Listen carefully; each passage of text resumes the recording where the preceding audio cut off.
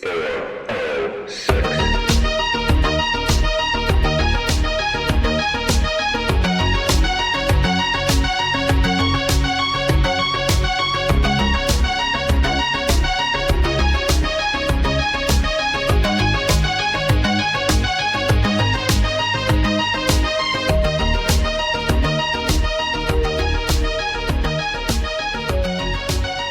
Good evening, ladies and gentlemen, and welcome to the 411 from 406. My name is Chewie, and I am joined once again by my brother from another mother, Mr. Pip. How are you, sir? I am thrilled as always to be back on our favorite podcast. It's nice to be here, and it's good to see your face, man. How you doing? I'm good. I'm good. It's been let's see, we did better this time in between episodes, right? We Which did. is so I'm let's proud see. of us. Look at us. Look at us go. Look at us go. Yeah, so this is going to be episode 95 of the podcast. We recorded episode 94, Stuff and Things, on October 24th. So we are less than a month. So, which is actually way better than we had been doing the last several months, certainly Yes. over the summer. So, Yeah. So how have you been since October 24th? Good. Everything's been Yeah. good. We had Halloween, which was kind of fun. Usual fare, the kids dress up, get a bunch of sugar, and then I steal as much as I can without them looking. Yes. And we had a good time. So that was pretty fun. What did the girls dress up as? So Cece was I'm trying to remember now. This is kind of funny. Olive was a devil, Okay. and Cece just kind of she she was kind of like this goth kind of character where Okay. she put black in her hair, and I don't know. It was just kind of a weird sort of It was combination just of an outfit. Yeah. makeup and weird stuff like that. But Okay. Well, that's yeah, cool. they That's didn't cool. really have a theme. I tried to get Olive to go as a WWE wrestler, thinking that Yeah. if I got her like a Rhea Ripley shirt and we could really just cake on the makeup and all that stuff, There you it'd be go. super fun. But she didn't bite this time. So No? Okay. she's gone as Bianca Belair once I before. remember that. I remember And I that. have a picture on my desk right by my computer monitor of her with her very long ponytail. That's awesome. So yeah, so that was pretty cool. So maybe next time. I don't know. We'll see. All right. How Good. about your boys? Did they enjoy the Uh, Halloween festivities this year? they enjoyed themselves. I only had one trick-or-treater. I'm down to one. So he went and he was kind of like a demon. Like he had like a chest plate that was ripped open and it had kind of like uh red bloody like bones, like the rib cage, and then he had a mask, and so it was, Nice. yeah, it was fun, and the weather was beautiful. It was in the mid 70s here that night. So yeah, it was nice, and I did my thing where I just kind of stay at the cul-de-sac and hand out candy, and he went around. Actually, this was the first year that he informed his mother and I that he wanted to go by himself. No, So nice. like he went with friends and stayed around the neighborhood, and yeah, so it was good. That's very cool. Yeah. So let's see. Just a real quick update. The Indiana Hoosiers are still undefeated, and they are in the top five in the country, which is fucking amazing. It is not even real. Like I'm still waiting to wake up from this dream, which is a world where Indiana football is ranked above Notre Dame, above Alabama, above all of these powerhouses, number one in Yeah. the Big Ten, probably just alphabetically because Oregon has the exact same record. But it's a fantastic juggernaut that's happening right now, and they're gonna have their biggest test coming up, not this weekend, but next when they travel to your neck of the woods and they're gonna play the Ohio State Buckeyes. I tell you, it's funny. I don't know if you've been. I love listening to Kirk Herbstreit and Joe Klatt, especially. Joe Klatt to me is like the pinnacle when it comes to college football, and he is all about Indiana. He's like, back when they were ranked, 10 or 11, he's like, they are underrated. They are, obviously our strength of schedule isn't great, but like we're, with the exception of last week, we're killing people by 14 points. We got like the number two offense in the country or something ridiculous like that. So it's just been really fun to watch, and I hope they give Ohio State a good game. I think they could potentially beat them. I just don't want them to get embarrassed. That's all. Yeah, I'm in the same boat. And as far as their strength of schedule, it's a perfectly fair critique of, where they're ranked. But also, if you took their stickers off their helmets and you put the Ohio State stickers on the side, Yes.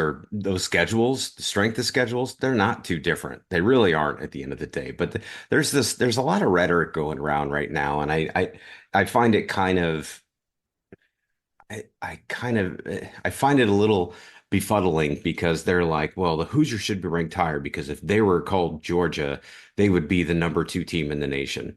And I'm like, yeah, but that shit's been going on for years. Like, why are we Yeah. pretending that the elite schools like OSU or USC or Notre Dame, one of my Alabama, favorite LSU. schools, Yeah. why are Yeah. we pretending like they don't get preferential ranking treatment because of who they are and because of their name? I mean, these teams don't always have very difficult schedules, but because of their pedigree, they end up being ranked high. And Notre Dame's the perfect example of that, right? Because I'm a huge Notre Dame fan, as I've said on this podcast, and there was a long spell back in the I don't know, between 2000 and 2015, or maybe I don't know.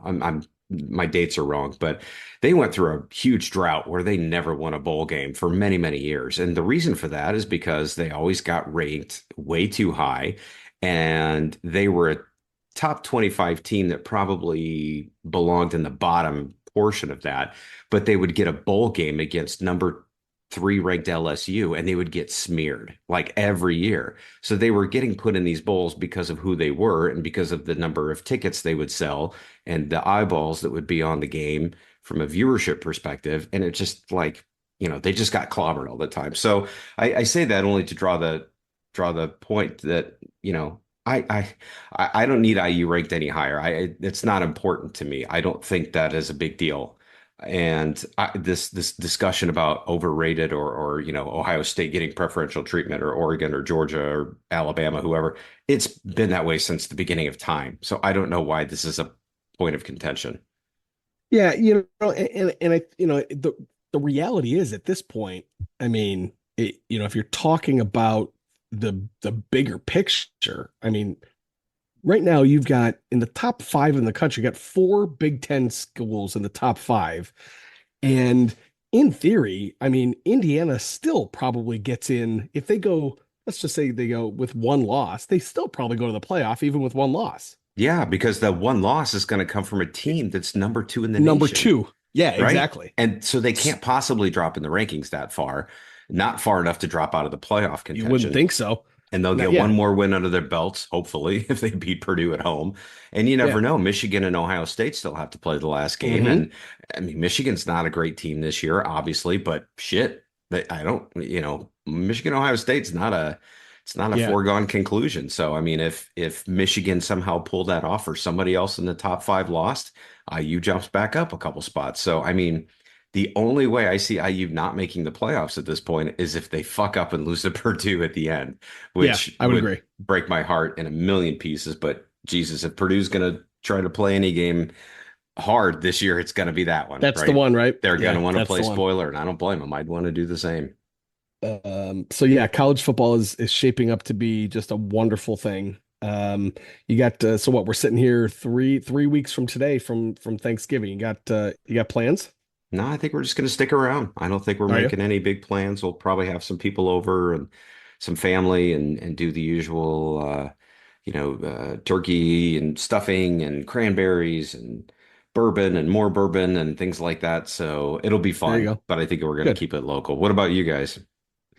Yeah, I mean we're gonna host, and so we'll host my mom and Amanda's folks and Amanda's brother and their family and my brother and his family. So it's the same crew that had been going over to my parents' house for years and years, and so now that dad's gone, that has migrated over here.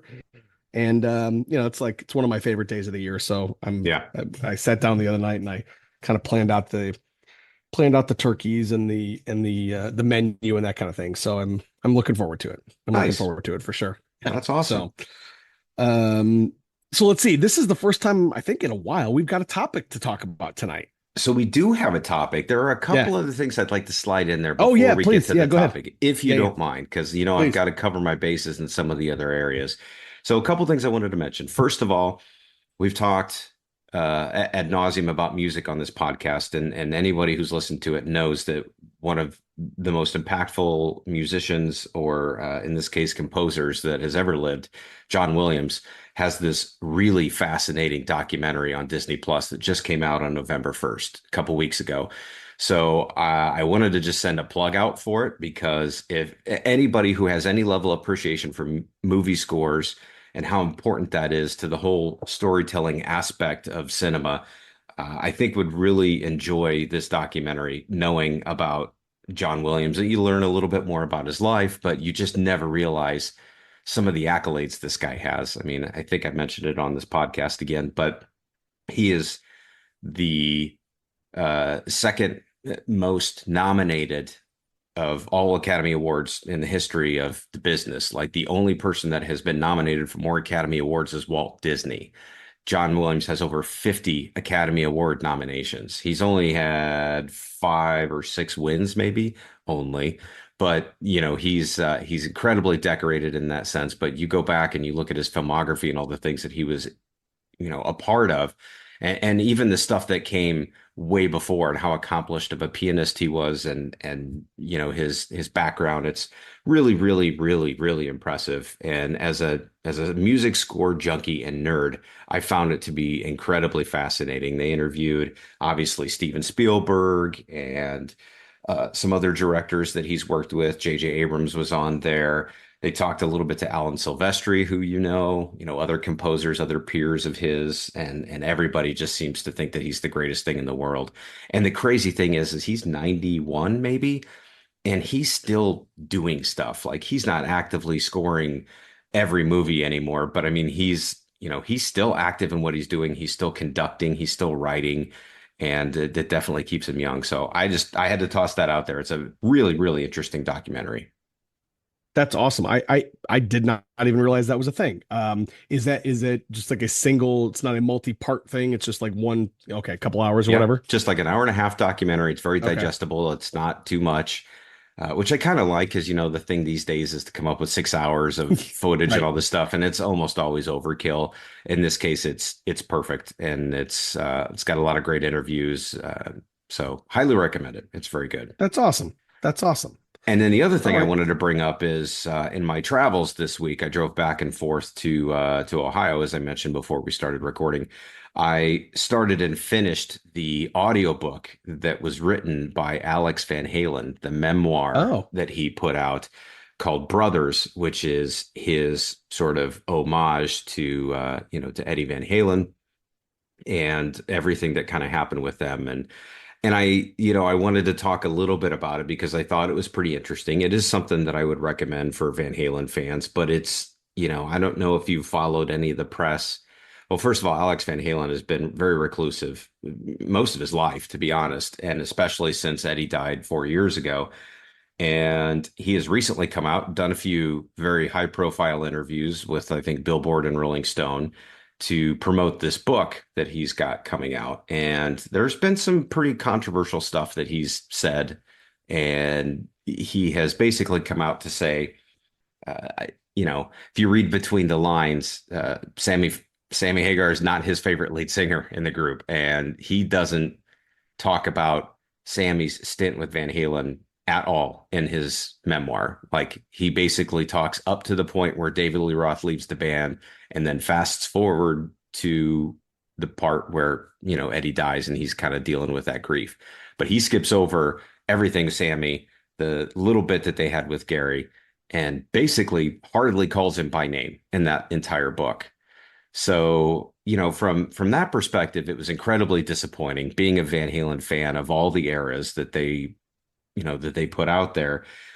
I was hoping for more of a history of the band type thing, and I think that he focused more on his relationship with his brother and his upbringing, which I certainly expected, and the start of the band, and his relationship with Dave, which he goes over in great detail, which seems to be the same relationship he has with a lot of people, which is very sort of up and down and tumultuous. And he has no problem saying fuck you to your face, but the next day they'll be friends. Like it's just sort of this weird kind of relationship.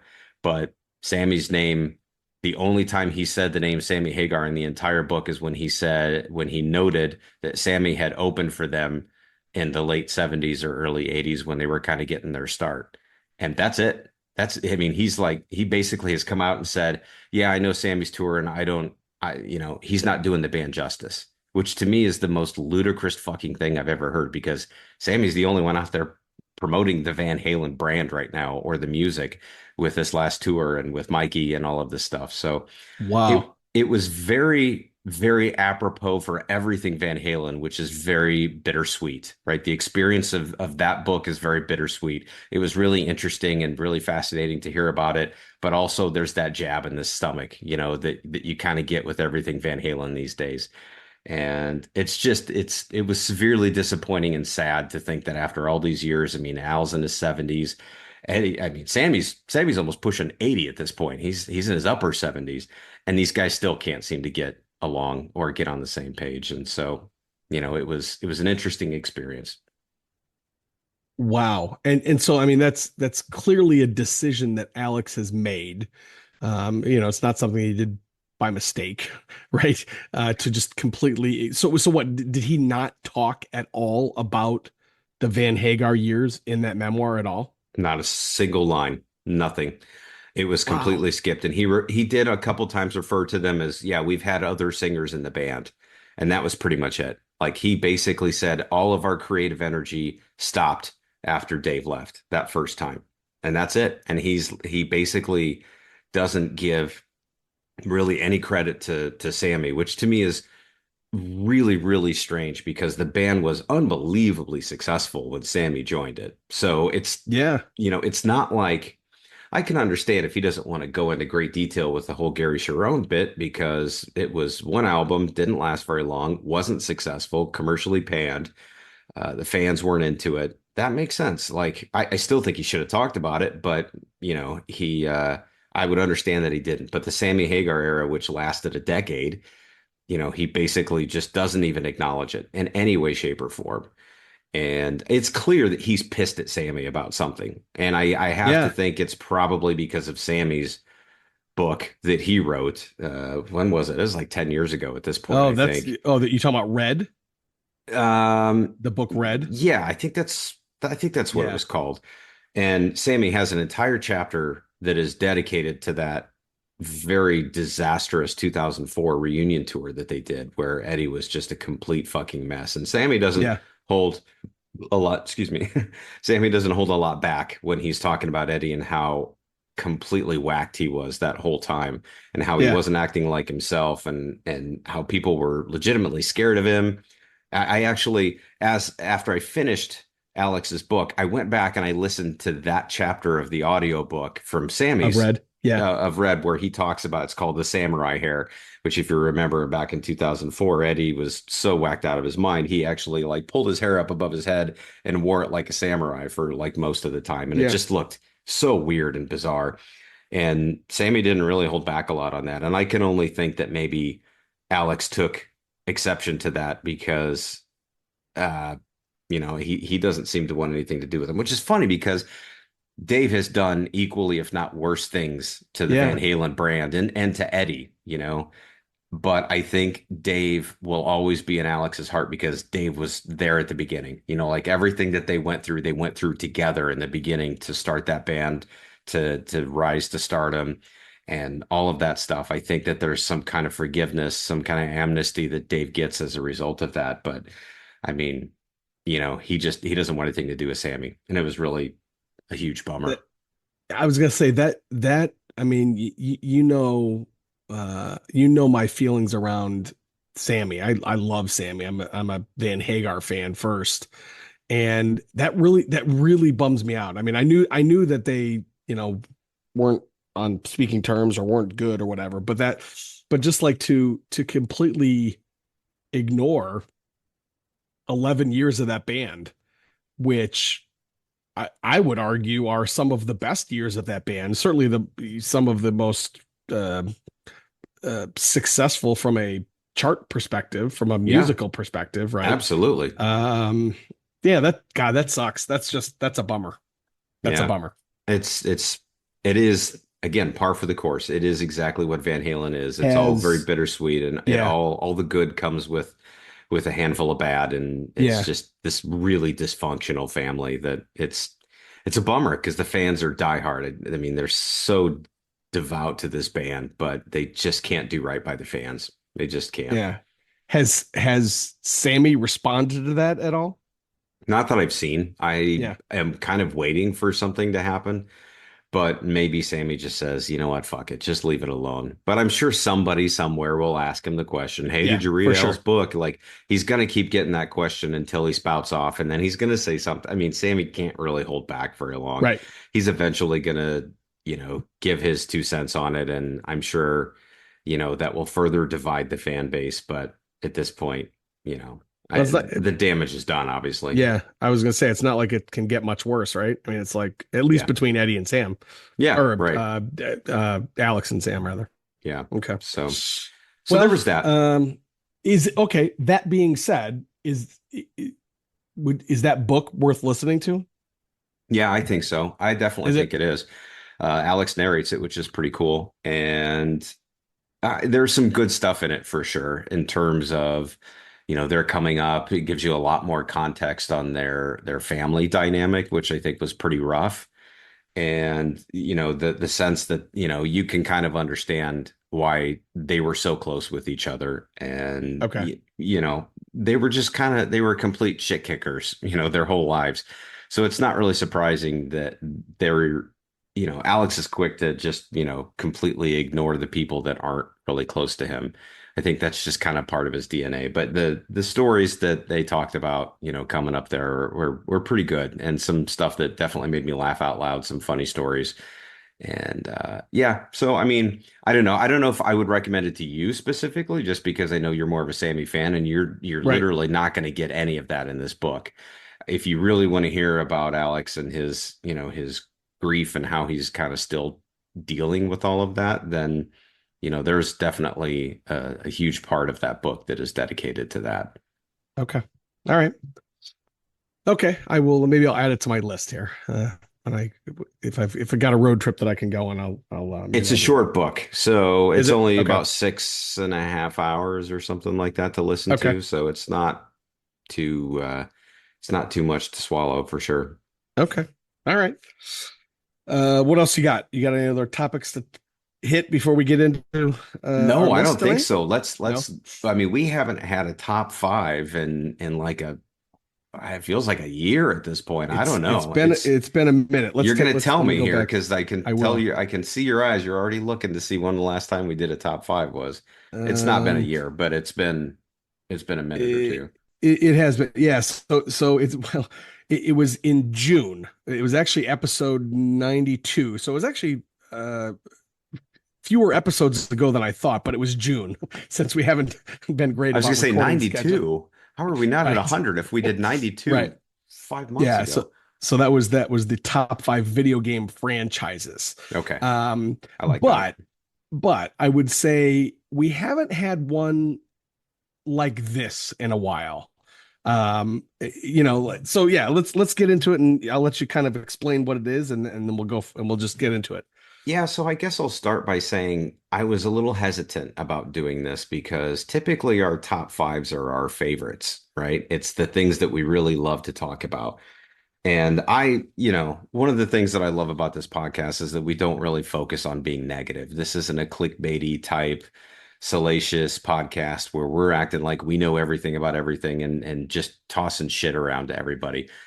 But this is one that just kind of popped into my head that I think if we just take sort of the personal feelings out of it or just temper them to some degree, I think it could be a really interesting case.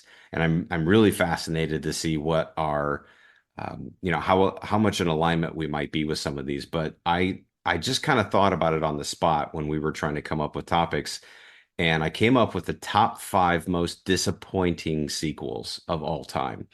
And, the first thing I think after I texted you that and you said, yeah, let's do it. I said, well, to be clear, these aren't the top five worst sequels of all time. They're the most disappointing, which there's a difference there, right? In the example that I used to you, which of course backfired, was Friday the 13th Part 8 shouldn't be on the list because let's not pretend like we expected that movie to be a really great sequel. It's the one that lets you down, essentially, not necessarily the quality of that as an individual movie or as a sequel. So, and of course, you came back and said, "Well, I like that better than 9, anyways." And I'm like, "Oh, geez, all right." So this should be an interesting Yeah. list for sure. But I thought it'd be kind of fun. Like, what are the ones that you had your hopes up for the most, and ultimately they ended up letting you down? And I'm really curious because I'm gonna guess you Googled some, and I had to Google too, just because, like, I have to think about this, and I'm wondering how many of these are gonna cross.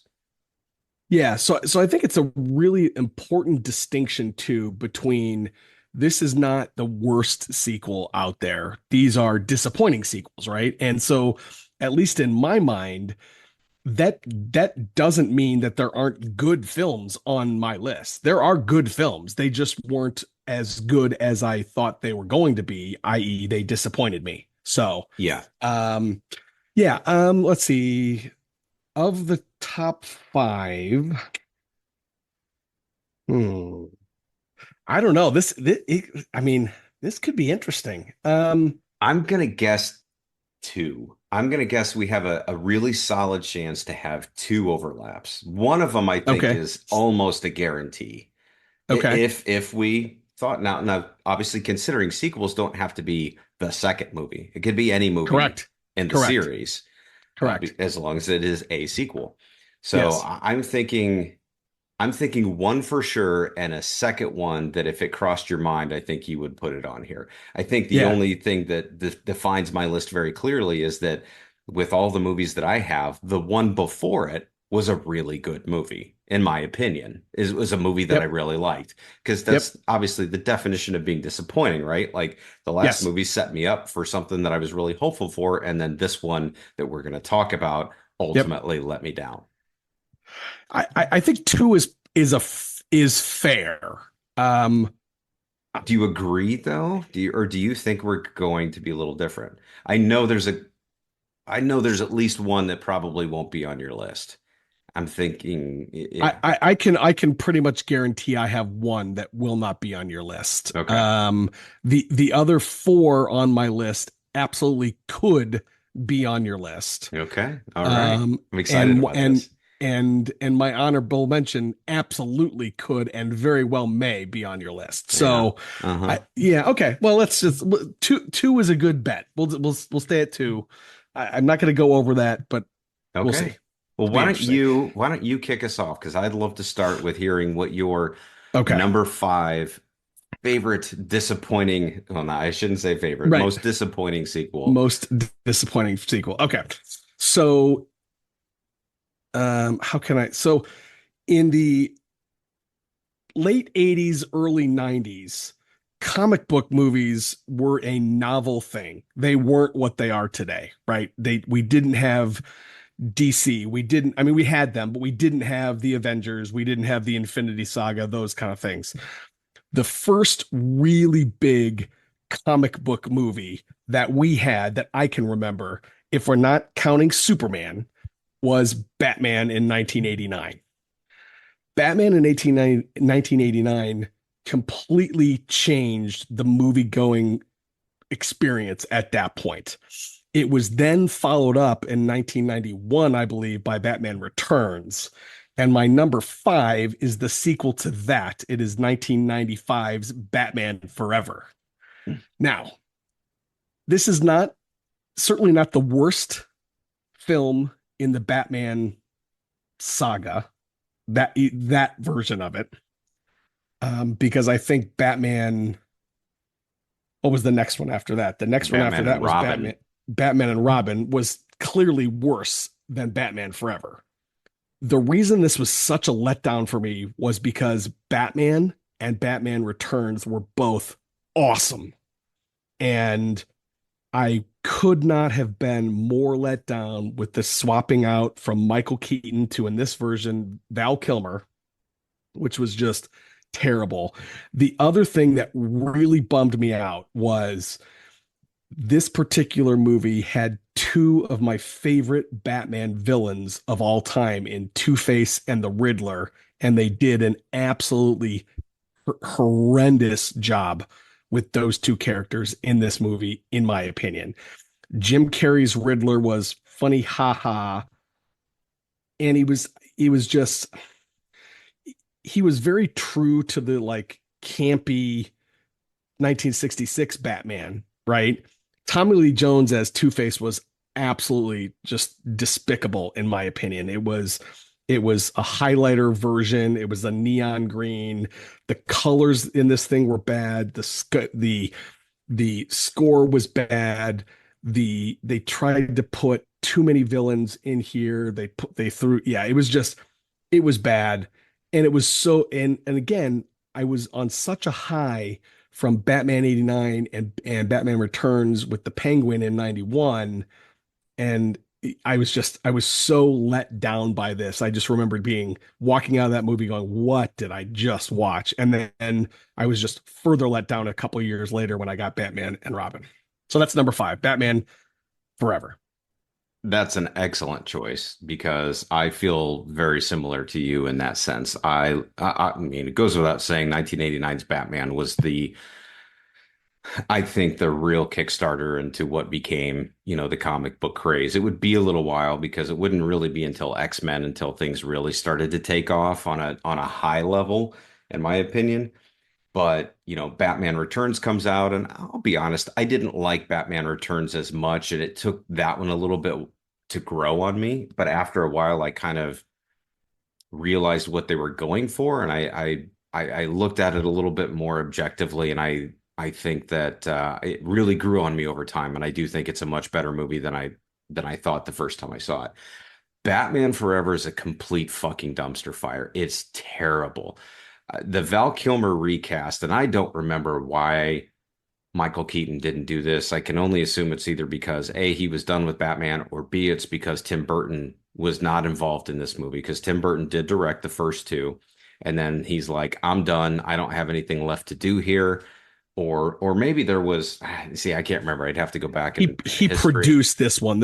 He produced it. It was directed by Joel Schumacher, but he Hmm. Burton is still listed as a producer. I do not remember why Keaton was swapped out, but I remember I was like, oh my God, Val Kilmer, because that was coming off the heels of was that after Tombstone? No, it was definitely before Tombstone, but it Was was it? It because was certainly after Top Gun. yeah, yeah, yeah. Yeah, I mean, he was still a star at the time. yeah, So his star power, I would say he was a bigger star than Michael Keaton, maybe, yeah. I agree. or at least Uh, close to the same yeah, level. But it was a terrible movie. It was Joel Schumacher absolutely ruined it. And that's crazy for me because Joel Schumacher has done good movies. I mean, he did The hmm Lost Boys. I mean, that's a fucking fantastic movie. But yeah, he took this movie and took sort of the dark, macabre, themes that Tim Burton had and just put neon lights around all of them. And it just made it so campy and so homoerotic. And it's just, and not that I have a problem with that. It's just like the yeah. way that it was done was really, it was exceptionally poor. The, And Nicole Kidman's acting was terrible. And your points about Tommy Lee Jones and Jim Carrey are very well taken. Tommy Lee Jones notoriously hated Jim Carrey. He hated working with him.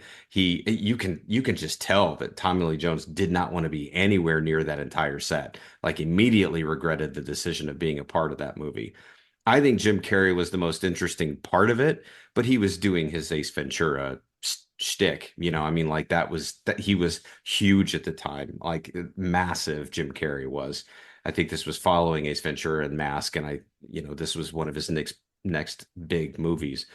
But the whole thing just it completely crapped out. It didn't. The story was stupid. Everything was really terrible. So yeah, I agree. This was a huge pile of dump.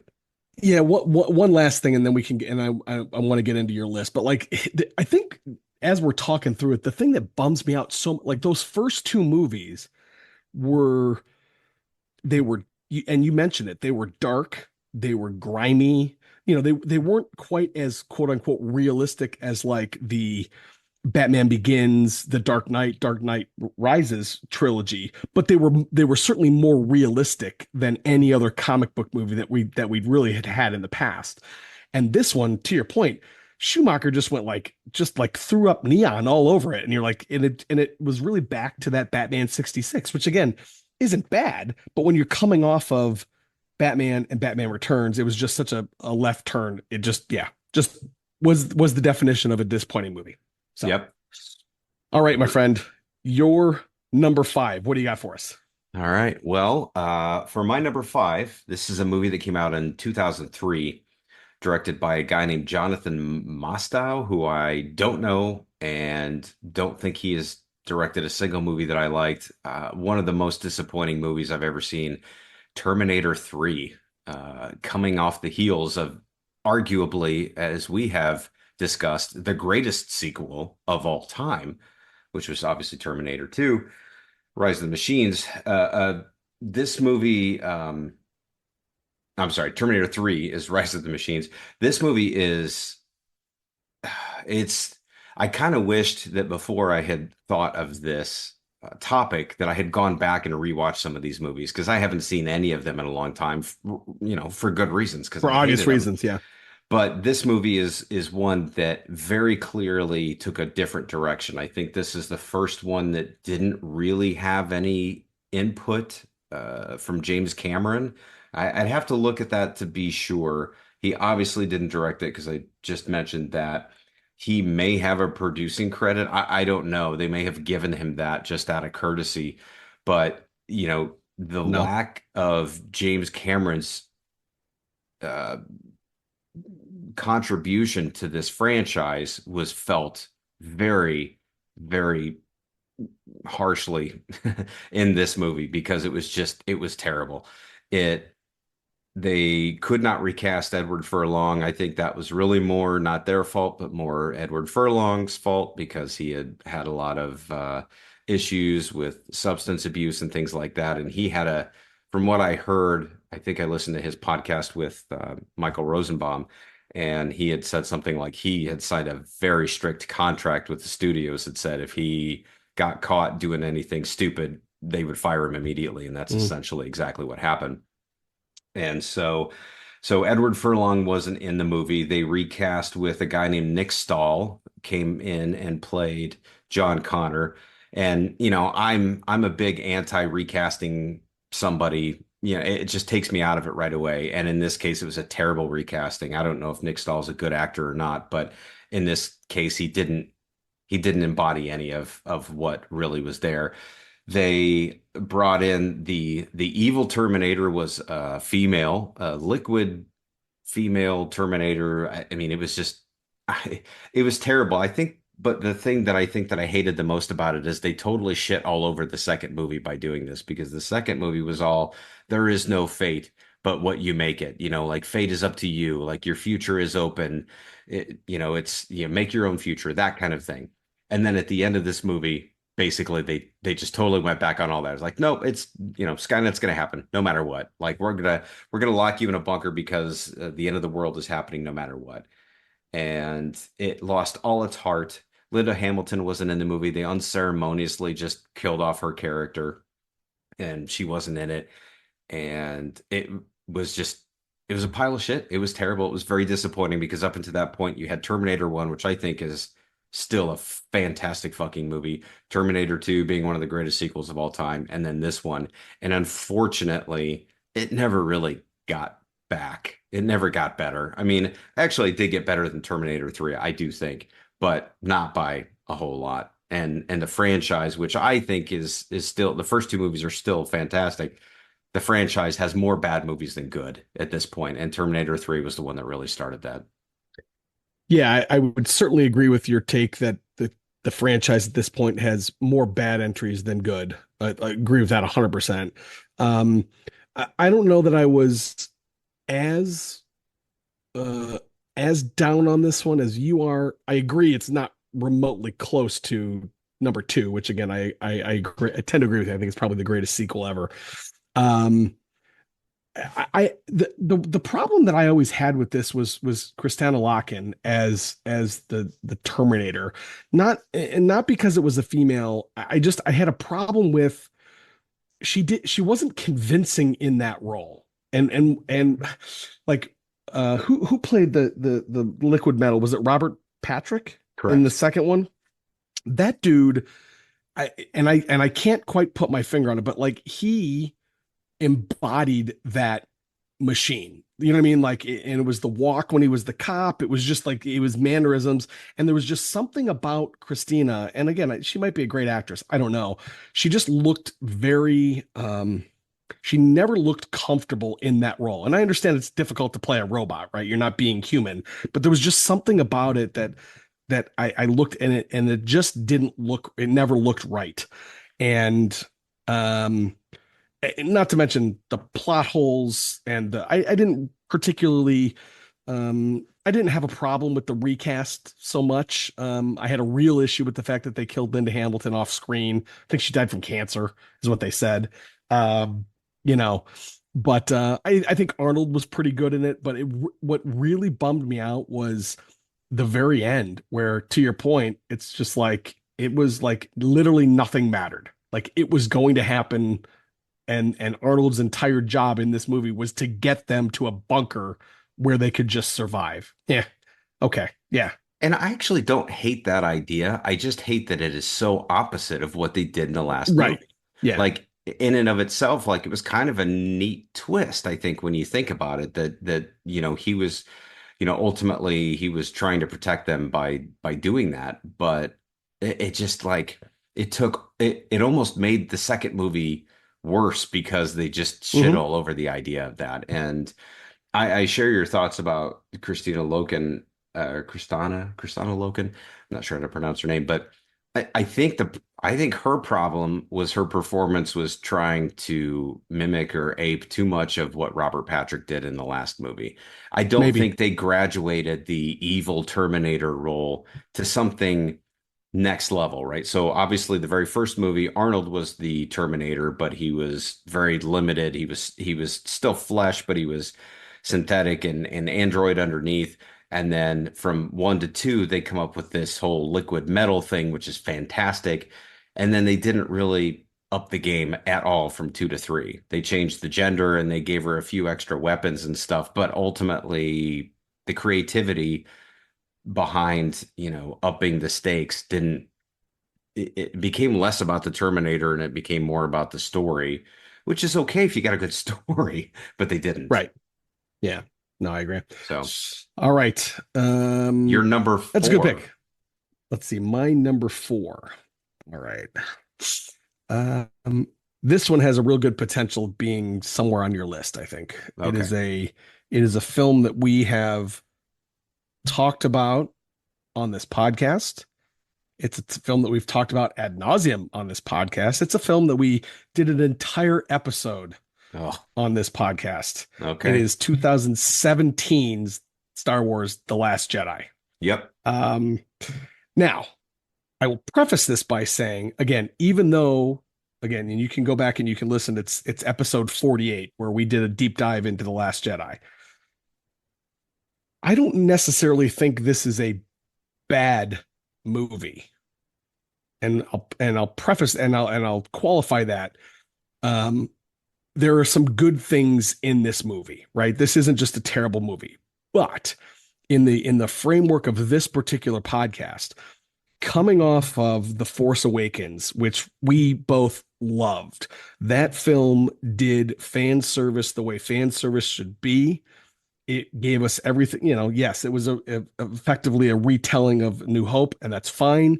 And we recognize that for what it was, but it updated things. It gave us new characters. It gave us old characters, this, that, and the other thing. And then Last Jedi just took a hard left. And again, I'm not going to get into it with all the choices that Rian Johnson made, because again, you can go back and you listen to a 2 hour podcast there.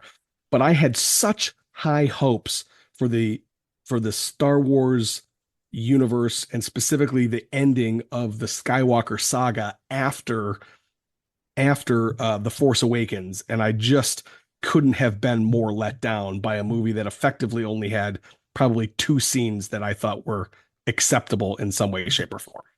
So, Yeah. Yeah, I totally agree. And I think that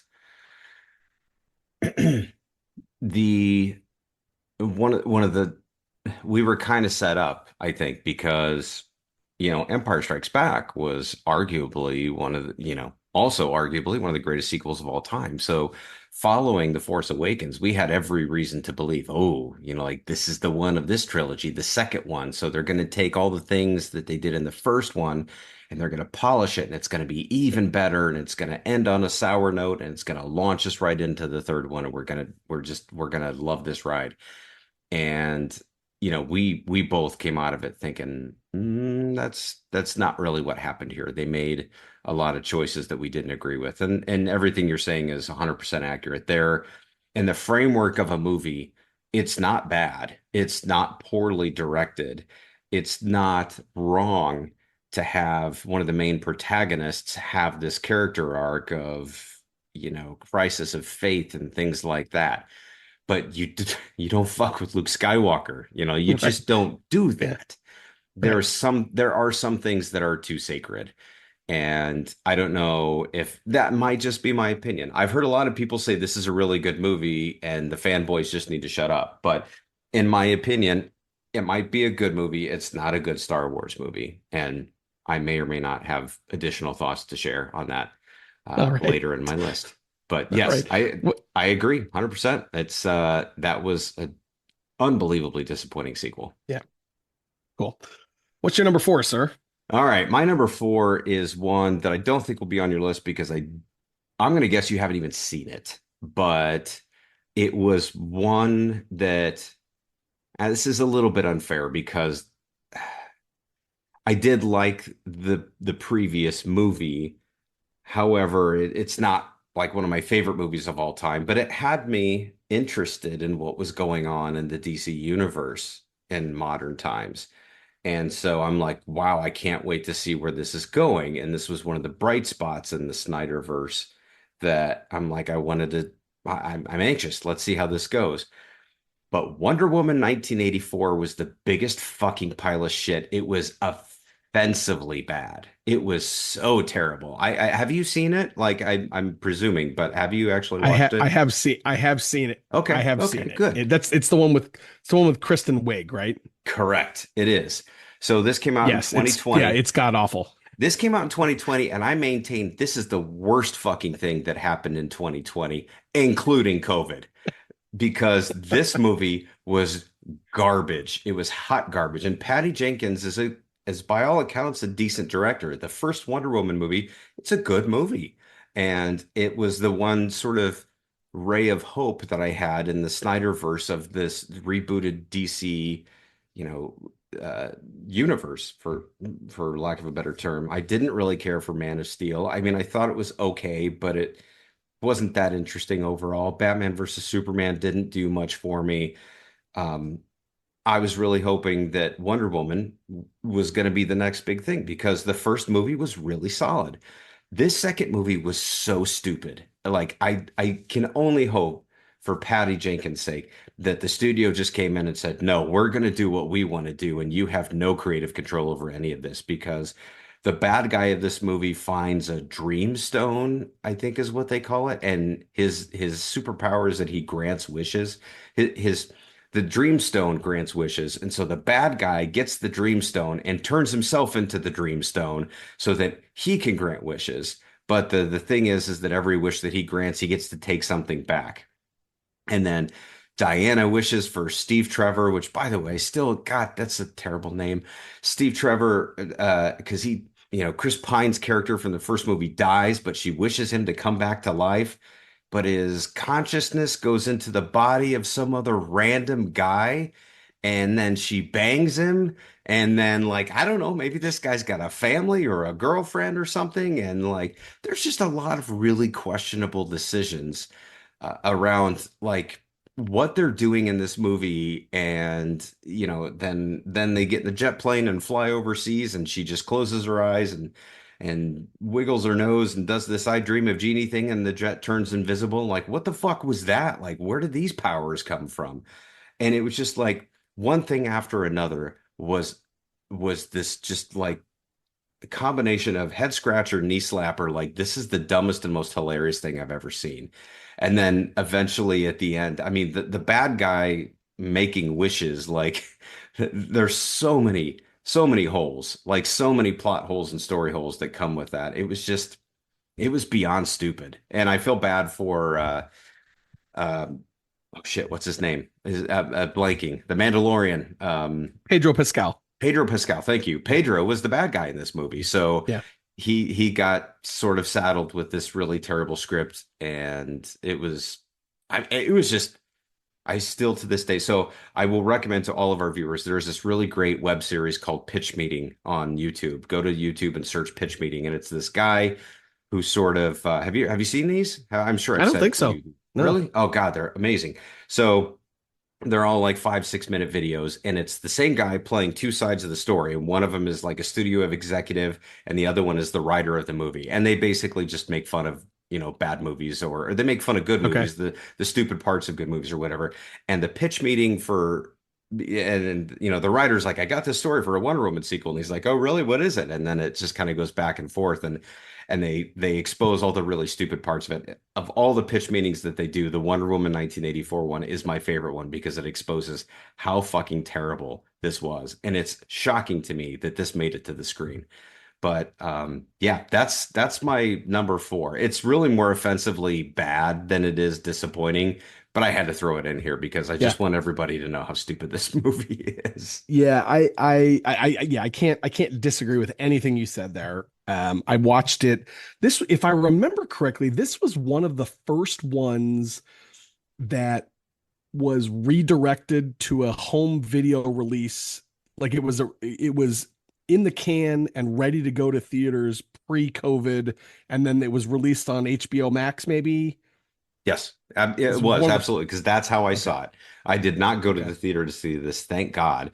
But yeah, that it came out same year as like what was it? The Matrix, the fourth Matrix movie, and like Yep. HBO released a few Yeah. really high profile movies that never that either didn't go to the theater or they came to streaming at the same time Yeah. that they went to the theater. Yeah, I mean, and it's funny. I think, and I guess the only thing I'll add to this is I think the only reason, and it's probably a good thing in retrospect, that this one doesn't get more, isn't on more lists as terrible bad movies is because nobody saw it because it didn't have a theatrical release. Like if this one had a theatrical release, I think it would have been, it's up there on most lists as like the worst sequel of all time, would be my Well, guess. yeah, but to be clear, it did have a theatrical release. I think it was simultaneous with the streaming release. I think honestly, COVID covered it up. Helped it. All Yeah. jokes aside, like the fact that there was a pandemic sort of glossed over the fact that this movie was terrible. Not to mention the fact that the DC universe, as we know it, I call it the Is not Snyderverse, good. Yeah. it's gone at this point. Like it didn't. Marvel lasted how many years? I mean, like uh Iron Man came out in 2008, and Yeah. the Infinity War saga, I mean that lasted well over a decade. And the rebooted version of all the DC stuff just didn't last, and it was kind of notoriously terrible. I thought it was terrible. I didn't like any of those movies except the first Wonder Woman movie, which is why this ends up on my list as the most disappointing. Sure. All right. That's fair. Good pick. All All right, give me right. your number three, right? Are we up to three? Yes, my number three. Yeah, so my number three is a movie from a franchise that I think still probably has more good movies than bad. Well, I don't know. It's about tied at this point. Um, but this one is this was actually when you mentioned the topic today, this was the first one that popped to my mind. Um, this is a movie that I know we've talked about on the podcast before. This is 2003's The Matrix Revolutions. Okay. Um, All right. this one, so the reason that this one was such a disappointment was so obviously the Matrix, the original Matrix, is groundbreaking. It's amazing. It smashes box office records, all the things, right? It's the first one to do bullet time, this, that, and the other thing. then that second one comes out, and everybody's just like, okay, well, you know what? Hey, it's got some good setups, and this, that, and the other thing, and the entire trilogy almost was kind of banking on, well, how's this third movie gonna, how's it gonna land? This third one. And what we got was like a Matrix movie that wasn't in the Matrix. It was essentially a post-apocalyptic, like it was in the quote unquote real world of the Matrix, where and Neo is effectively like literally blinded, and he's kind of in a coma for a lot of it, and he's not in the Matrix doing all of his cool Matrixy stuff. And it's basically a kind of a grimy war movie. And I was just kind of like, I'm watching this movie and I'm like, ugh, this is terrible. And then like at the end, spoiler alert, whatever, I'm going to spoil the hell of a movie from 20 years ago. It's like Neo dies, and then you get this conversation with what was the guy's, not the keymaster, the creator, the uncle, or the Oh, the Colonel Sanders looking guy that was just babbling, yeah, the architect or something like that. the architect, and he's just rambling on. And and then you get this big fight at the end with Smith and Neo, and he's back to life. And yeah, I don't know. I was just so let down.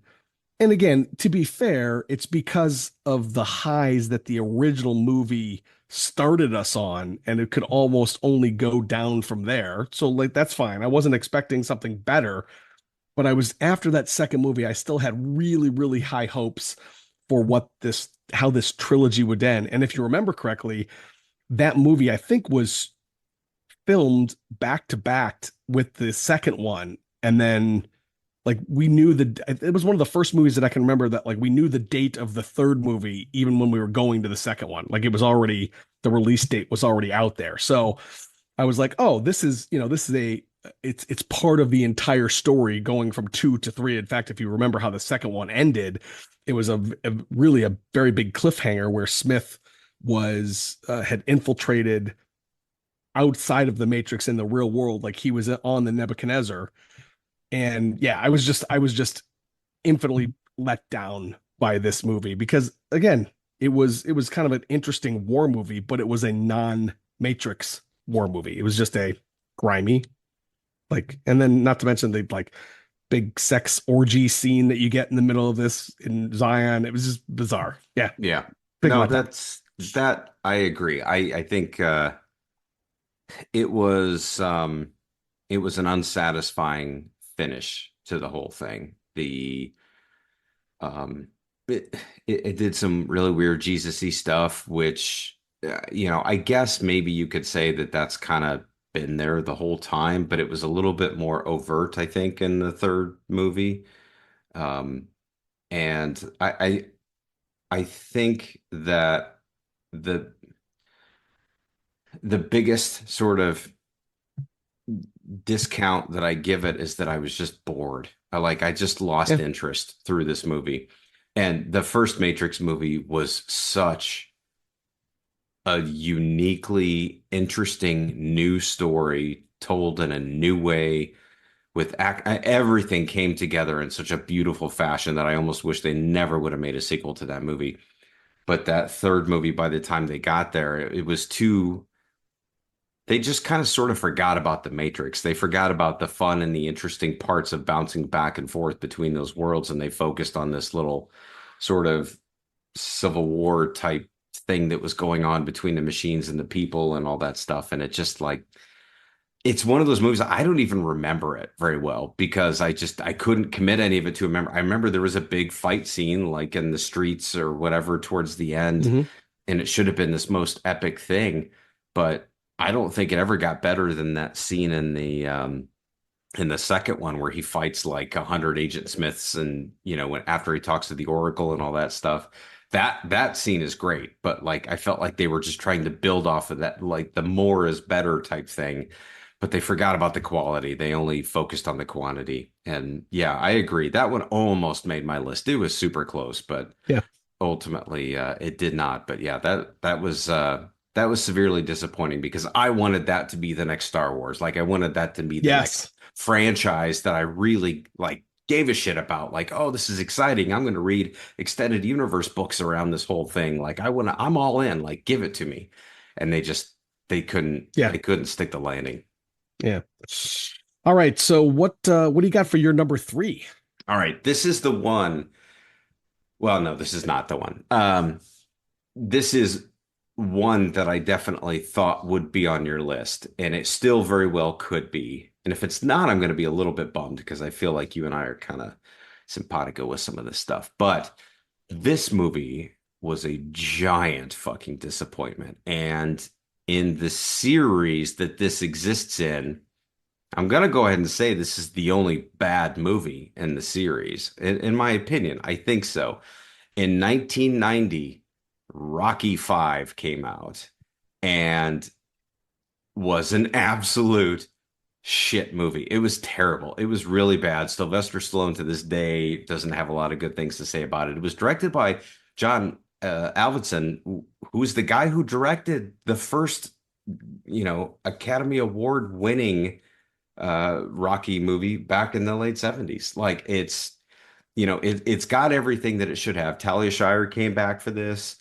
But they took this really interesting story perspective. So Rocky 4, which we both love. I don't know if it's a good movie, but we both love it. And it's a fantastic sort of pick me up, real 80s East versus West kind of movie.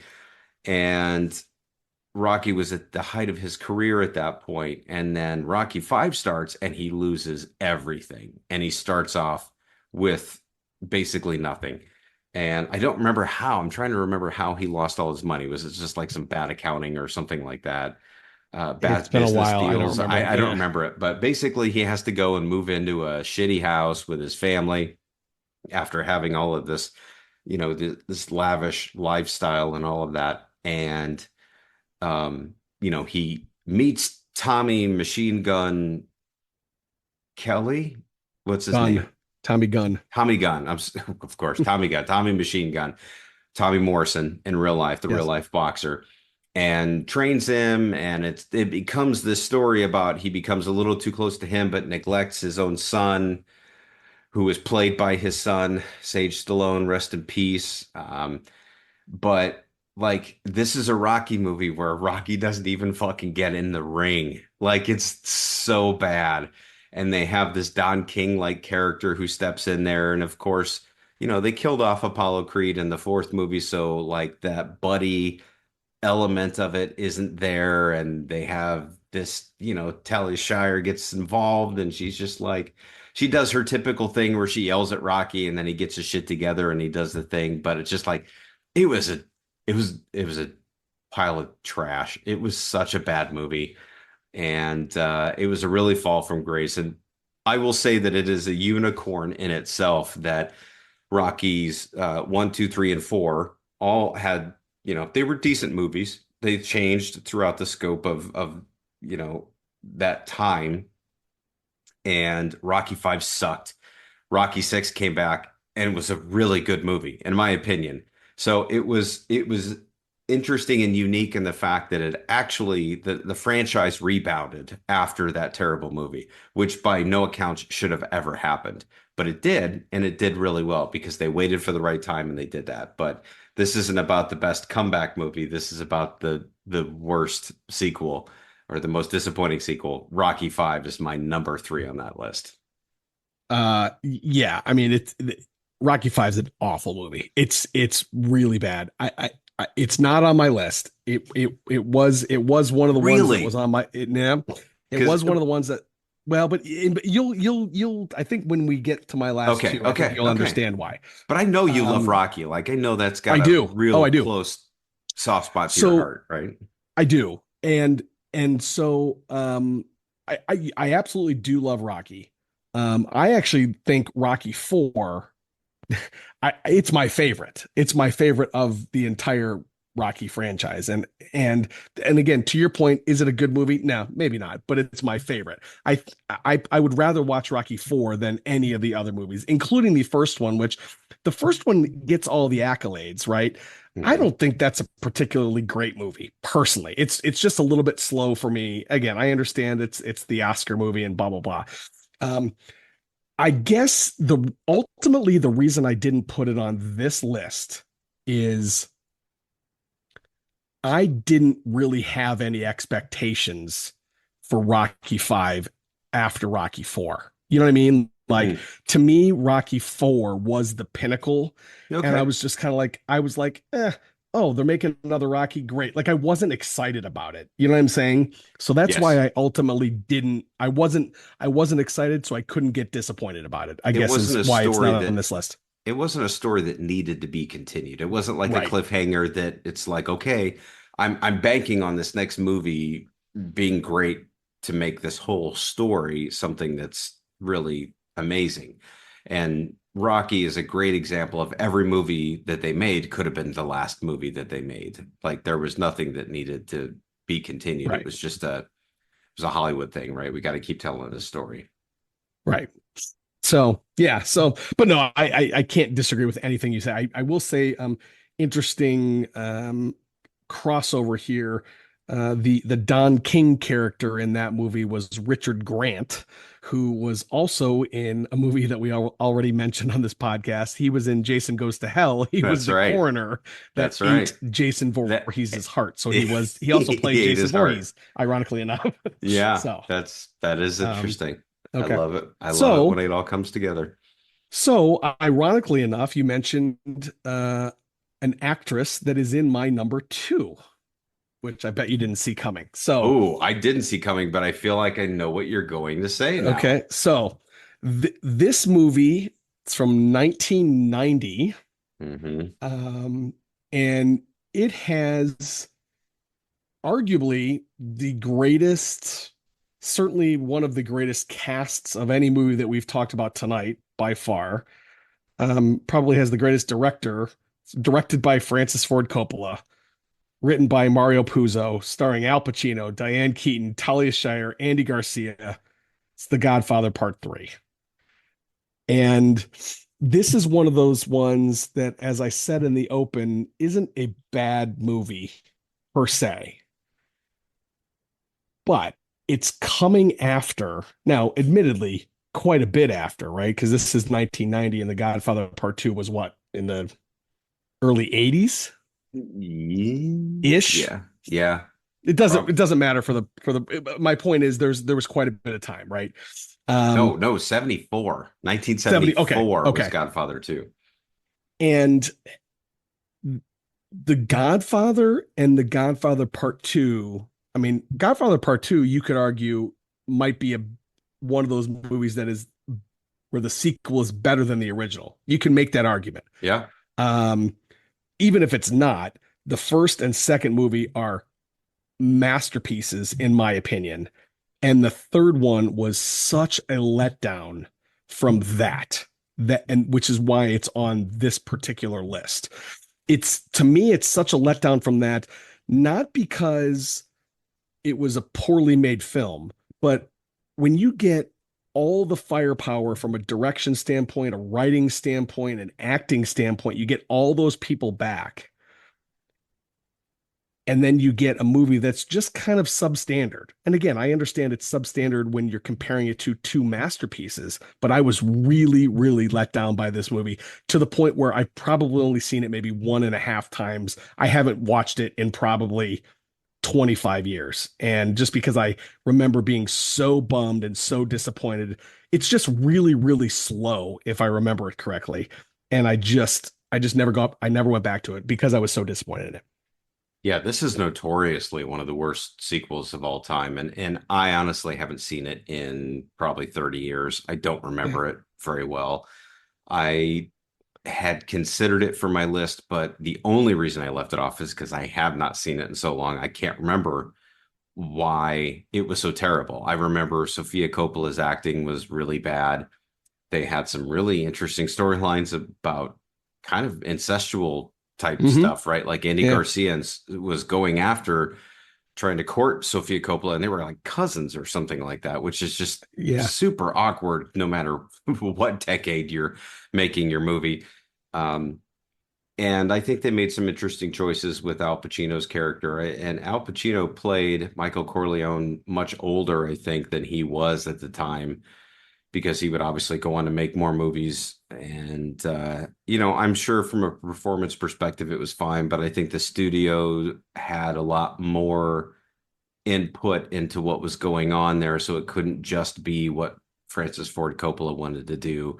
And it just became one of those things that it was a mess and then Coppola eventually recently, I think in the last couple of years, re-released uh, an edited version or a director's cut version of Godfather 3, like his version of it. Oh, really? Oh, I So didn't even know there's that. another version of it out there that is apparently what he wanted it to be. Now, I don't know if it's any better. I haven't seen it, and I wouldn't have anything to compare it to because I don't remember the first one or the first version of the third movie. Yeah.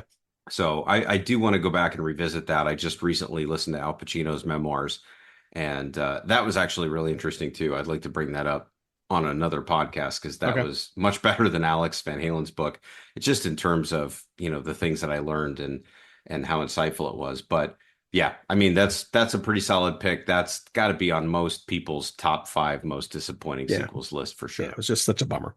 Well, and again, I think too, it's partially because this is our podcast, right? And so it's like it's because of the reverence that I personally have for those first two films, Yeah, why I was just so phenomenal. bummed. Yeah. Yeah, So, totally get it. all right, my friend, we are to your number two. What do We you got? are to my number two, and this sequel was a sequel to one of my favorite movies of all time. It's just one of the greatest well-written movies ever. And this is one that I remember when I heard or when I understood that there would be a sequel, I was so excited. I was literally having dreams about what this could be like and how much fun it could be. And all of what I hoped would come of it. And it let me down in almost every way. 1989, Back to the Future Part 2. Uh, Oh, Bob wow. Zemeckis directed Okay. this movie. I think this movie is a tremendous disappointment. And it's not, again, I think we're going to say the same things for a lot of these movies. It's not because it's a terrible movie. It's because Back to the Future was such a perfect movie from top to bottom. I think when you take this whole time travel thing and then you put it in the future, immediately you're working against something that doesn't make a lot of sense. I mean, time travel in itself, obviously not a real thing. So we can't say, well, that's not how it would work because nobody knows how it would work. But the idea that you would go to the future to fix a problem that hasn't happened yet is kind of a really stupid idea. And I this was one of the first movies in a series of, I guess you could call it a comedy. I don't know if you call Back to the Future a comedy. It's a funny adventure movie, but comedies subsequently in years following would do what Back to the Future 2 did and Back to the Future 3 did, which is they would start following all the same tropes of the previous movie. So like Back to the Future had a lot of beats that followed the same beats from the first movie, like the whole you're in the cafe and you're fighting Griff, and it's like, and the skateboard scene, and like they're replicating and trying to emulate some of the magic that happened in the movie before that, right? Austin Hmm. Powers very famously did that time and time again, right? They had three movies, I think, in that franchise, and every movie after that sort of went back and told the same jokes in a different way, or it just it movies like that aren't as creative. And I think as much as Back to the Future 2 had some interesting parts, like the whole sports almanac thing was fun. The only parts in that movie that I thought were interesting were the parts that revisited the past. I don't think the future stuff was good in any way, shape, or form. I think it was terrible. I think it had an interesting cliffhanger at the end, but overall, I think it let me down tremendously, and it didn't really help to push the story forward. It kind of made me wish that they never made a sequel to Back to the Future.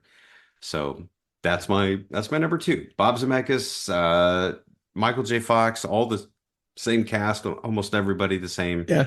That was my number two most disappointing sequel. That's it. That's interesting. I did not have that one. I actually didn't even consider that one. So let me ask you this. Did did part three help, hurt, change anything?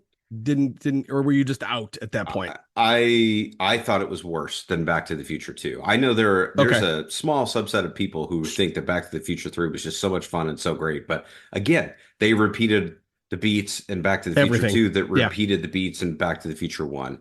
And when it went back to the Old West, it just didn't it just, it didn't interest me. I don't know, Yeah. like the whole thing where Marty McFly wakes up and he doesn't know who he's talking to, and it turns out to be his mom or his older version of his Great, mom great, or a great. Yeah. Western version of his mom or whatever. It's like there was nothing um, creative about that, in my opinion. And so I wouldn't say three hurt two.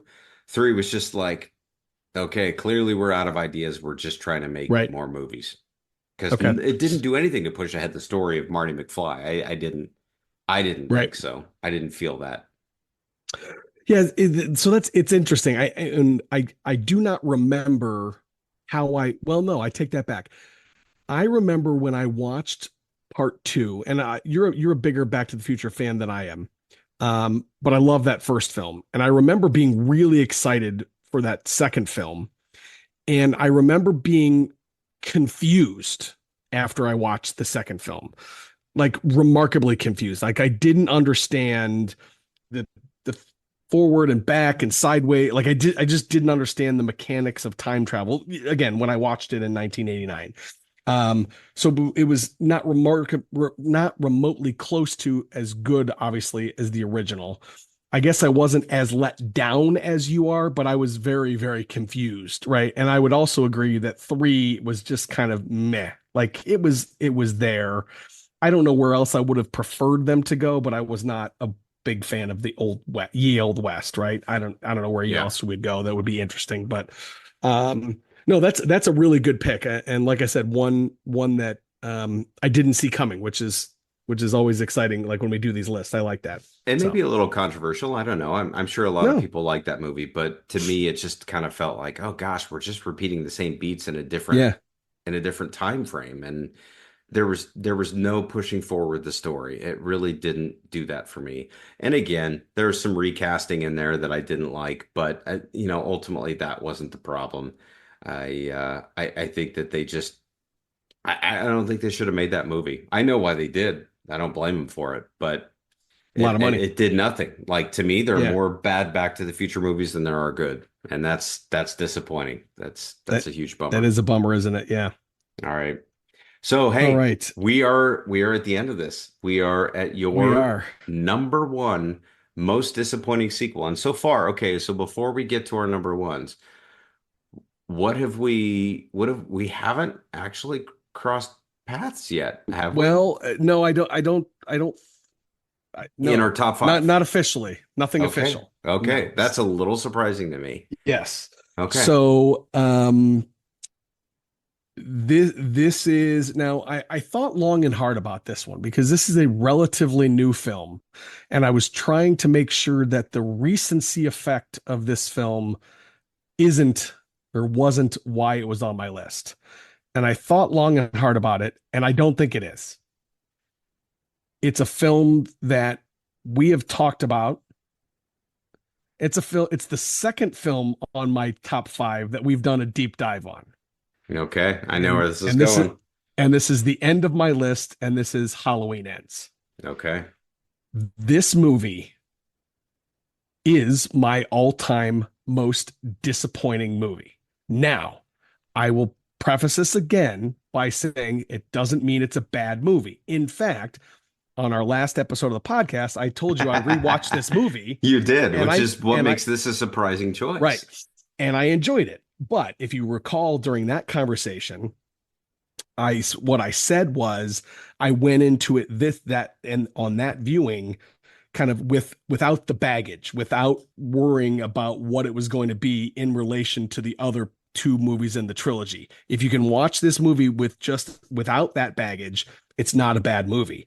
If you've got that baggage, this is a fucking terrible movie because you don't get Michael Myers until an hour into the movie. The killer is not Michael Myers. And if you remember correctly, the first two, you and I were super high on both of those movies. The Yeah. first one we thought was great, Halloween, Halloween Kills. We were like, "Oh my god, these are great. This, Halloween is back." And if I remember correctly, at the when we watched Halloween Kills, I think we talked about that one too. We were like, "This has the potential to just knock it out of the park with this last one." Right? They filmed Halloween Kills and Halloween Ends back to back. They were both, in the same production, this, that, and the other thing. And then when we got to Halloween Ends, we were like, oh, like we didn't get what they were promising. That we didn't get it. We didn't get we didn't get a great end to Michael, to Laurie, to this, that, and the other thing. It was just kind of meh. And it kind of bums me out that like we chatted about it a little bit on the last podcast, but I thought long and hard about this one. This one absolutely is the most disappointing movie I can ever remember because I was so pumped after those first two Gordon Green films. Wow. I mean, I I think that's a great choice. I can't find anything about that I wouldn't agree with. I thought about that as part of my list. I think that I don't know. It did. I can't explain necessarily why it didn't make my list, but I think you and I have talked at great lengths about our mutual feelings about this movie and what we wanted it to be, and it just seemed like it missed the mark. And I don't know why, because it had the same writers. I think it had the same director. I think they just decided. I don't because they did film them back to back, but there were also some delays because of COVID. I think Mm-hmm. that were that were inserted into the whole production process. But yeah, the disappointment, it should have been this epic showdown. I wanted it to be the greatest trilogy that I've seen in the last decade, right? Because I mean, I don't know, what was the last trilogy that we saw that sort of was that and stopped there? I mean, I guess technically this isn't a trilogy because they include the very first 1978 Halloween movie, Yeah, but no, I know what you mean. I mean, we're calling well, this but it is a trilogy, right? If you yeah, call the first one itself and then the second series is the yeah, trilogy, right?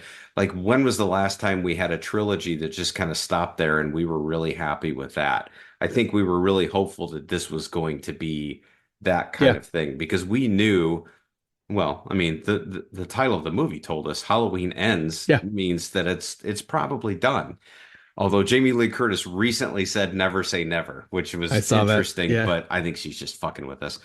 Um, so yeah, I had my hopes in that same place. And this movie took a while to disappoint me. It wasn't like right out of the gate where I'm like, what are they doing? This is terrible. Like they had good actors, they had a good storyline started, but to your point, like I'm looking at the clock after about 30 minutes, I'm like, where the fuck is the bad guy in this movie? right, right. Yeah, Where's the yeah, guy that this whole series is supposed to be about? And it wasn't about him, and that really it was a jarring yeah, change to what I thought we were going to get. yeah. And I mean, if David, and I've never heard him say this, and he might have, if David Gordon Green was going basing his trilogy on like the original trilogy, if you remember Halloween 3, that was a complete left turn as well. So I don't know if he did it. I don't know why, if it was by design. Um, but yeah, and again, as I said in the last podcast, this isn't a bad movie if you kind of take it out of Haddonfield, take it out of all of those expectations that I thought they did a really good job of setting up in the first two films. And with that lens, this is just terrible. So Yeah, I totally agree. And now that you're saying that, I'm thinking, man, I wonder if another Halloween movie should have ended up on my list. Maybe Rob Zombie's Halloween 2 should have ended up on yeah, my most disappointing sequels because we both like that first movie. But I digress because that is not my number one. yes. What do you got for us? Number But one. it is my number one, and it's unfortunately going to be a little underwhelming because you stole my thunder a little bit already. But my most disappointing sequel of all time is 2017's The Last Jedi. It really is. And this comes almost exclusively from my wanting to be a kid again after, turning 41 years old and or get approaching my 40s and seeing The Force Awakens, and you and I both really loved that movie. You and I were both pleasant, like we were really afraid that that movie was going to be terrible. And there's a lot of people that didn't like that movie, and there's a lot of people that dismissed it as being too derivative and all of that stuff. And we have all sort of accepted that for what it was. Yeah, it was completely derivative of the first movie, kind of obnoxiously so, but it was still really fun. And the characters that they had, the writing, the acting, all of that was good enough to let it go. I mean, if you go back to watch Star Wars, not the greatest fucking movie of all time by any means, Hmm. right? Like you kind of got to give it a little bit. And The Force Awakens did that, and it reignited my inner 7-year old, right? The one who was excited to go to the store and buy the toys and get the vehicles for Christmas and all of that stuff. Like I was legitimately in that mode. I still to this day remember the conversation that we had after we saw The Force Awakens, and it was like fucking midnight or something. It was really late. We were giddy. We were excited. Like, oh my God, you Yeah. remember when Han Solo said, Chewie, we're home, and all this stuff. And oh my God, I can't believe he died. And all this, we were so excited about it. And we couldn't believe how happy we were that it didn't disappoint us. And man, what is the next movie going to be? Is this the Empire Strikes Back of the series of this trilogy? And this could be the next biggest trilogy just to solidify that Star Wars is the greatest fucking franchise of all time. And then this movie came out and it was like, wait a minute, what? And I agree with everything that you said earlier. It wasn't a bad movie. It wasn't poorly done, but it was not done in the vein of what a Star Wars movie should be. They tried to explore topics that I just don't really think fit in that universe. The whole good versus bad, and the good guys are doing the same thing the bad guys are when it comes to wartime and all that stuff. And those are interesting storylines. I'll give them that, but that's not what I want to hear in an Right. intergalactic Civil War story. You know, based in a fantasy world. Like that's not what I want. And I think Ryan Johnson is a good director. I just think that he totally missed the mark here. And Mark Hamill was, I mean, again, we can't go into it in as much depth as we already have, but the fact that Luke Skywalker was treated the way that he was, I mean, he was Superman to me. Like growing up as a kid, he was the one that was like he's the one that we're banking on to make all the right decisions. Like he's going Yeah. to be the protagonist through and through. And to think that he had a crisis of faith that caused him to want to murder his nephew is just unthinkably stupid. Like Yeah. I reject it. I fully reject the idea that that could ever be a thing in that character's story. And when that came up, I'm like, I don't know where to go from here. And I think aside from that, take the Luke Skywalker stuff aside, right? Like we've talked about that ad nauseum. The new characters that they had introduced in the series, which I liked a lot in The Force Awakens, I didn't like nearly as much in the second movie. Rey was okay because she was doing Luke's journey kind of thing, going to see Hmm. Yoda and going to see the old cranky reclusive Jedi who's gonna didn't want to teach her, but apparently now he's gonna. But like Finn and Poe have been reduced to ancillary characters that don't mean anything. I don't have a problem with them splitting up, but their storylines were completely uninteresting. They go to this planet, this gambling planet Ugh, where it's terrible. they get into this animal rights type thing. Like what? Like what is Which this? is never explored again. It's just Right. completely ignored. Yes. Well, because it was Yeah. stupid, because Yeah. it just didn't fit in this universe. I'm not saying that animal rights are dumb or anything like that, but Right. this narrative doesn't work for these stories. And they had a good cast. They had a lot of stuff. They dispatched of Captain Phasma, pretty Hmm. unceremoniously. They dispatched of Snoke pretty Yeah. unceremoniously. Like he really ultimately didn't play a part in the series at all after what Ryan Johnson did. And yeah, I just I was shocked. I was, Yeah. and the whole Princess Leia, Mary Poppins thing was Oh, god awful. Like it was so terrible. bad. Like her ship blows up, she floats off into space, she ices over, and then she points her finger and magically gets her. Oh man. Like I Yeah. understand that they wanted to tell the story about Leia being a little bit more in tune with the Force than what we knew, but like it was terrible. It was It's so not the way bad. to do it. It No. was the most disappointing movie of all time. It was so disappointing that it made The Rise of Skywalker seem like a good movie, which it's not. It is not a good movie. It's kind of a terrible movie. But the movie that came before that was so fucking bad Yeah. that I just like, hey, the Emperor's back. Cool. I don't care if they explain why. Somehow. I Right? don't care if they have a good reason why. Yeah. Doesn't matter to me. They're just gonna fan service the fuck out of this, and I'm gonna be happy because the last movie was such a giant uh like pothole in the universe of Star Wars. It's that's just kind of how I feel. Yeah. So No. that's a lot of rambling, but that was you when you said that earlier, I'm like, oh yeah, I've got lots to say about The Last Jedi. Yeah. I'm not ready to forgive that movie yet. Well, if you want to go back and listen to us talk about the pothole that is The Last Jedi, it's episode 48 of the podcast. So you can go back and you can listen to it. We recorded that in on May 27th, 2021. So Yeah. like almost over 3 years ago. So all right, what you got an honorable mention? I do. Well, I have two honorable mentions, but Okay. I'm gonna mention two only because, and I know you have a couple too. So, Batman Forever was actually one of them, Oh, was it? and Okay. so I was impressed. I don't know if we call that technically an overlap, but I was glad that you had that on your list because I thought that was a giant, uh, giant flop. Um, the one that in hindsight, maybe it should have ended up on my top five. Maybe it should have ended up on yours.